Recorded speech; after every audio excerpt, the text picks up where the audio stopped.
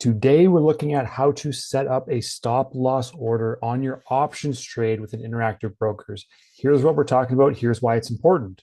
When you have positions in your account with options, right, you can go ahead and set stop loss orders to protect your downside risk the same way you would protect your downside risk for positions with your stock. So the first thing you want to do, and we're going to look at an example here where you can look at the percentage and figure it out based on the percentage of your position. You want to make sure your unrealized P&L column in Interactive Brokers is on, and also you want to right click and display value, change it so that it displays both the percentage and the value itself. We're going to filter this right now, and you can see now the positions that we're up on, the percentages that we're up on, and it's the same thing for the ones that are going not so well. So what we're trying to achieve here is we're trying to go ahead and figure out a way to kind of limit our losses on these contracts and these options trades without going too far into debt and losing too much money. If you want to target 10%, 20%, whatever it may be, you can set a stop loss to do that. We're going to start with this example here with the $35 put for Bank of America BAC. I bought 3 contracts thinking the price was going to go down. It hasn't, it's actually gone up. So this has kind of changed and I've gone negative on this position. It's down 12.8%.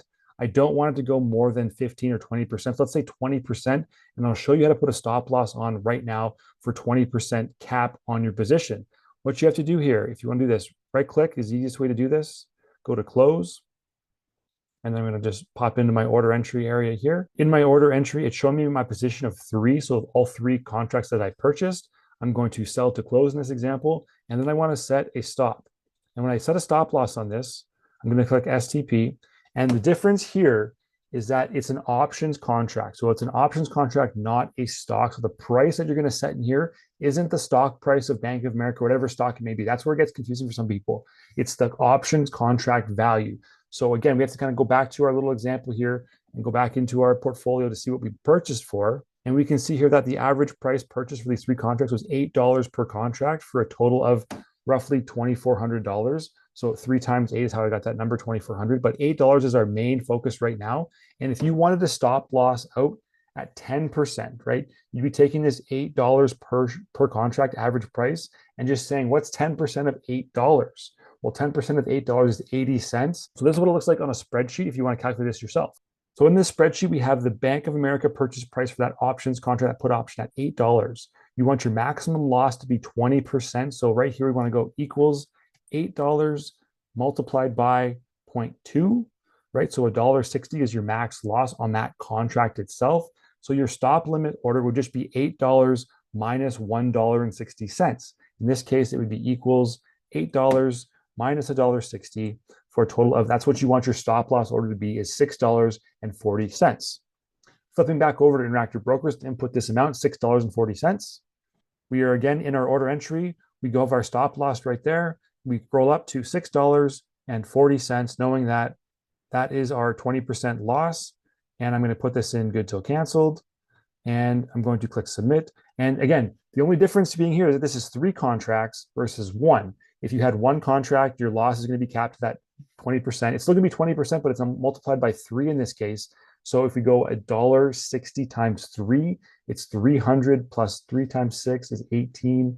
So call it $480 you potentially be losing on this position, which is okay if that's your target loss for 20%. So we click submit. Order goes through, override and transmit because it's outside of market hours. And now our order is in here. And you can see it in here as well on the options chart. This is a chart showing the options contract, not the stock price of BAC. You can actually see the options contract and the price changes in those in the charts as well. Let's look at one more example, and this time show you how to attach the stop loss order right from the get-go when you open up the trade. If we go into our watch list right here, we're going to go down and we're going to look at we're going Amazon. So we're inside our Amazon options chain here. And the reason you can't see all the different strike prices is because it's too condensed on my laptop right now. I usually have a second screen attached, working on the road right now. But here we go, pop it open. We're going to go out in time. We're going to go out to the let's go June 16th, okay? And let's say we want to just straight up buy a call option. We think Amazon's price is going up. So we're going to go in here and we're going to buy a call option. This one right here, the 121 call option at 550. So the middle between the 540 and the 560, we're going to buy one contract at $5.50, okay? If you automatically want to understand where your stop loss has to be to go 10%, right, we would take $5.50, the midpoint here, and we'd multiply that by 0.1 or 10%, and you get 55 cents. You would then subtract 55 cents from the $5.50 total, get your stop loss order you want to attach. It looks like this in the chart. This time we're going Amazon.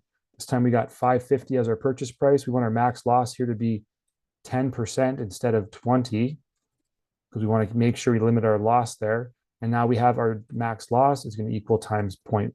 This number here, 550 times 0.1, right? So 55 cents. So the mental math there, you're going to be just under $5 total. So your stop loss order has to be $4.95. In this case, you go back into Interactive Brokers. So we're going to go up and click on that 121 call option to buy it at 550. We're going to open up the order entry area. We want to buy one quantity. We want to make a limit order right now because it's a limit order, not a stop order, not a market order, limit order to buy on the options chain, right? 550. Then we go into our advanced tab. We pop this open, and this is where we set our stop loss. We just set the stop loss, right? We want it to be 495. That's our 10% loss right there, our stopping right here. So we're going to have our order entry plus a stop loss to stop us on the downside if it goes against us. And we want to let the profit runs on the upside. Hopefully it takes off and just goes on a killer heater and we make a lot of money. So we're going to click submit on this.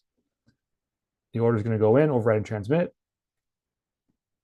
And if we just close down this options chain, get out of that, you can see in the orders area here, we have in Amazon, we've got a buy option right there, right there. We actually got two of them. I put one in a little bit earlier. We got an order for one. We're buying at 550. Our stop is 495 and you're ready to go. It is in the hopper. The big thing to remember, though, is that when you're looking at this, and some people get confused by this, it's not the stock price that's moving down 10%. It's the value of the options contract that's moving 10% down.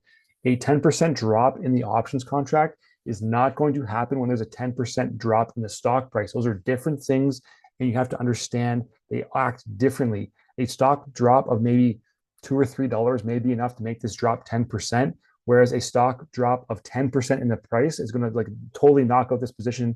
And when people go into the advanced tab in Interactive Brokers, you can actually see this by going to margin and performance.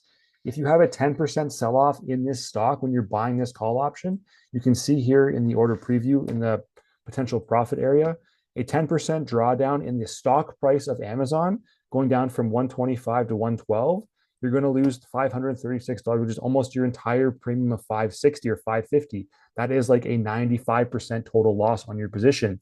That's the stock price dropping 10%, not the options price itself. Those are different things. Understand that they're not linked. They're not the same. If the stock price goes down, your contract's going to go down if you bought the call option, but it's not going to go down at the same rate. Again, a couple of dollars movement lower is going to be enough to probably offset and tap you out at that 10%. So you have to understand where to put those stop losses is critical when you're looking at options versus putting stop losses on for the actual stock price when you're buying and selling shares. And now you know how to set a stop loss for options as well based on a percentage. If you want to know how to do it on different types of strategies, leave a comment telling me the strategy that you use, what kind of options trading you'd like to do, and I will gladly put together a little video showing you how to set stop losses, any kind of order types for your specific type of options trading. Thank you so much for watching this video. My name is Andrew. Subscribe to the channel if you got some value today, and I will see you on the next one.